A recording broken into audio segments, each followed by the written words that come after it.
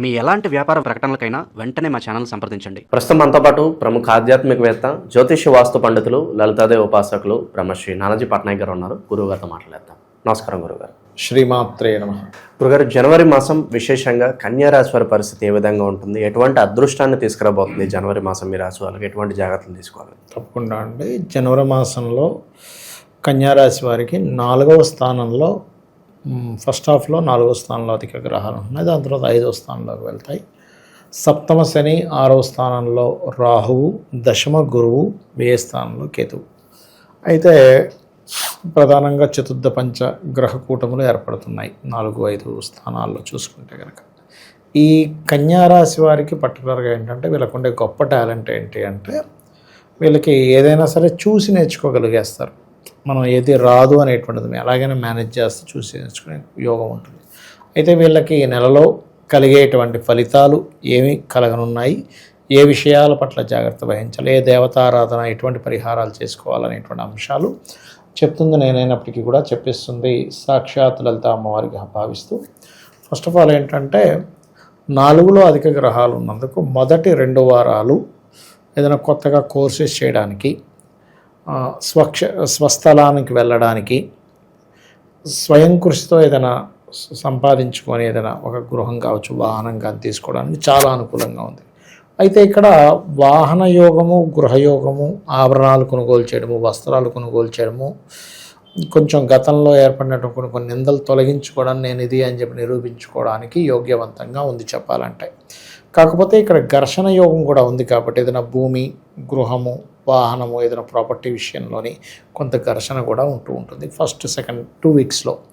3rd and 4th వీక్లోకి చూసుకునేటట్టయితే ఎప్పటి నుంచో రాజకీయ రంగ ప్రవేశం చేయాలి, లేదా రాజకీయంగా కొంత పేరు రావాలి, లేదా సంతానం కోసం చేసే ప్రయత్నము, లేనట్లయితే కొంతమంది అధిక ఫ్రెండ్స్ ఏర్పడము, లేకపోతే ఫ్రెండ్స్ అందరూ కలిసి ఒక పార్టీలా చేసుకోవడము, ఓల్డ్ ఫ్రెండ్స్ అందరినీ కలవడం అనేటువంటిది బలంగా చూపిస్తుంది చెప్పాలంటే. అయితే ఇక్కడ ఈ పంచమంలో అధిక గ్రహాలుంటూ సప్తమంలో పంచమాధిపతి ఎప్పుడైతే ఉన్నాడో, అది కూడా సప్తమానికి ముందు రాశి అయినటువంటి 6వ స్థానంలో రాహు ఉన్నాడో, కొంచెం ఇక్కడ వివాహ సంబంధించిన విషయాల్లో కూడా కొంచెం డిఫరెంట్ క్యాస్ట్లో వాళ్ళని ఇష్టపడి వివాహం చేసుకుంటా అనుకోవడము, ప్రేమను ఇంట్లో వాళ్ళకి వ్యక్తపరచడం, దాని ద్వారా కొంత ఘర్షణ వాతావరణం ఏర్పడడం అనేటువంటి జరుగుతుంది. అయితే 6వ స్థానంలో ఉండేటువంటి రాహు ప్రధానంగా ఇక్కడ సాఫ్ట్వేర్ రంగాలు, ఫార్మా రంగాలు, ఫోటోగ్రఫీ, డయాగ్నోటిక్ సెంటర్స్ నడిపేటువంటి వారికి కొత్త ఉద్యోగ అవకాశాలు వస్తాయి వారికి. అంటే ఆ రంగాల్లో ఉండేటువంటివి ఆ రంగ సంబంధమైనటువంటివి వస్తాయి. అలాగే ఇక్కడ విదేశీ సంబంధించినటువంటి విషయాల్లో మాత్రం కొంత జాగ్రత్తగా ఉండాలి. ఎందుకంటే 12వ స్థానంలో కేతు ఉన్నందుకు కొంతమంది ఏం చేస్తారు, క్యాలిక్యులేషన్ సరిగ్గా వేసుకోకుండా తొందరపడి వెళ్ళిపోయి అక్కడికి వెళ్ళిన తర్వాత అయ్యో ఏంటంటే అనవసరంగా వచ్చేసాను, నేను తొందరపడ్డానేమో అని అప్పుడు మళ్ళీ ఇబ్బంది పడుతుంటారు. ఎందుకంటే 12వ స్థానం అనేది విదేశాలు, శయా సౌఖ్యము, వివాహ జీవితము, మరియు అదేవిధంగా ఇన్వెస్ట్మెంట్స్, ఇవన్నీ. అందుకని ఏంటి వీళ్ళకి కొంచెం సరిగ్గా నిద్రపట్టకపోవడం కానివ్వండి, 12లో కేతువు కదా మాటిమాటికి మెలకు రావడం కానివ్వండి, మళ్ళీ వీళ్ళ లగ్నానికి చంద్రుడికి కనెక్టివిటీస్ బాగుంటే నిద్ర వస్తుంది. ఎవరి జాత చక్రమైనా మనం చూసి వీళ్ళకి నిద్ర పడుతుందో పట్టదో చెప్పేసి వచ్చి జాతకం చూసి. 12లో కేతు ఉన్నందుకు ఏంటంటే వీళ్ళు ఏ ఇన్వెస్ట్మెంట్ చేసినా తప్పనిసరి చేయాల్సి వస్తుంది ఒక్కోసారి. అలాంటప్పుడు ఏంటంటే కొంచెం గణపతిని ఆరాధించుకుంటూ నవగ్రహాల్లో కేతు గ్రహం దగ్గర దీపారాధన చేసి ఇన్వెస్ట్మెంట్స్ చేయండి. ఎందుకంటే 12లో కేతు ఉన్నప్పుడు డెడ్ ఇన్వెస్ట్మెంట్ యోగం యాక్టివ్ అవుద్ది సమ్ టైమ్స్, అందరికీ కాదు. అప్పుడు ఏమైపోద్ది, చేసిన ఎవ్రీ రూపీ కూడా వెనక్కి రాదు. ఏదో చేస్తారు. నేను ఒక జాతకం చూసినప్పుడైతే వాళ్ళు ₹1 కోటి ఖర్చు పెట్టి ఒక బిజినెస్ స్టార్ట్ చేశారు, నడవల. ఒక 2-3 సంవత్సరాలు దాదాపు నడిపించారు, అంతా లాస్ట్లోకి వెళ్ళిపోతుంది. రాంగ్ టైంలో చేశారండి అని చెప్పారు.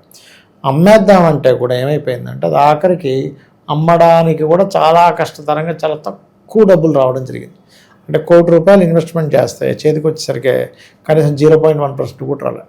ఎందుకంటే కొనే నాదులు లేడంటాడు, వాడు తీసుకున్నవాడు గీసి బేరమాడ తీసుకుంటాడు, అందులో మళ్ళీ మోసాలు, ఇట్లాంటివన్నీ జరిగాయి. కాబట్టి ఎప్పుడు కూడా 12లో గ్రహాలను బట్టి గోచారంలో ఉన్నప్పుడు ఏంటంటే ఆ సమయం అంత అనుకూలంగా లేదు. అలా కాకుండా జన్మజాతకంలో ఉండే గ్రహాలకు 12వ స్థానాన్ని డియాక్టివ్ చేస్తాయి కేతువు ఇట్లాంటివి. అలాంటప్పుడు కూడా చూసుకోవాలి. ఇక వీళ్ళకి దశమ స్థానంలో గురువు ఉన్నందుకు కొంచెం వర్క్ స్ట్రెస్ ఎక్కువగా ఉంటుంది. ఒక జాబ్ కాకుండా రెండు జాబులు చేయాలి, ఉండలేక వెళ్ళలేక ఉండేటువంటి స్థితి కొన్ని జాబుల్లో ఇలాంటివి బలంగా చూపిస్తున్నాయి చెప్పాలంటే. అయితే ఇక్కడ శనివారాలు మాత్రం ఎట్టి పరిస్థితుల్లో వివాహ నిర్ణయాలు అలాంటివి ఏమీ తీసుకోకూడదు అనేటువంటిది చాలా స్పష్టంగా గోచరిస్తుంది శనివారాలు. ఎందుకంటే సప్తమంలో శని ఉన్నాడు కాబట్టి కొంచెం పార్ట్నర్స్ యొక్క ఆరోగ్యము, జీవిత భాగస్వామి యొక్క ఆరోగ్య విషయంలో కొంత శ్రద్ధ వహిస్తూ ఉండాలి.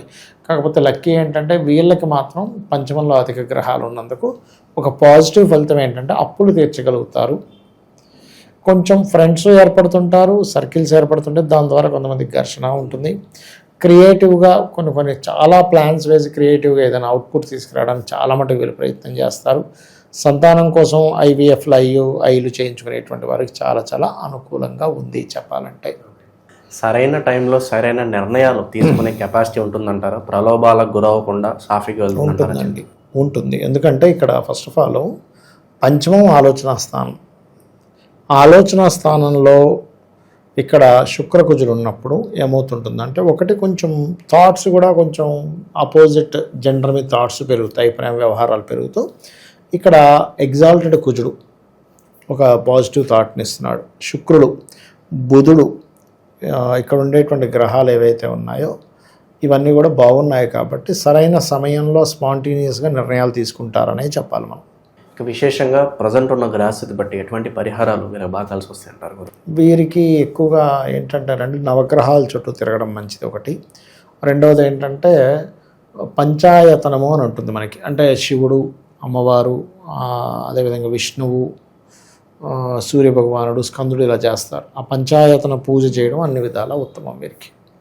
గురుగారు, ఈ ఓవరాల్ 2026లో గ్రహస్థితి కాస్త ఇబ్బందికరంగా ఉంది అని అంటున్నారు. మరి ఎటువంటి పరిణామాలు జరగబోతున్నాయి అంటారు ఓవరాల్గా? యాక్చువల్గా 2025 నవంబర్ ఎండింగ్ డిసెంబర్ నుంచే ప్రారంభమైందండి గ్రహస్థితి. దీనివల్ల ఏంటంటే ఫస్ట్ ఆఫ్ ఆల్ మనకి ఎయిడ్స్ ప్రబలుతుంది బాగా.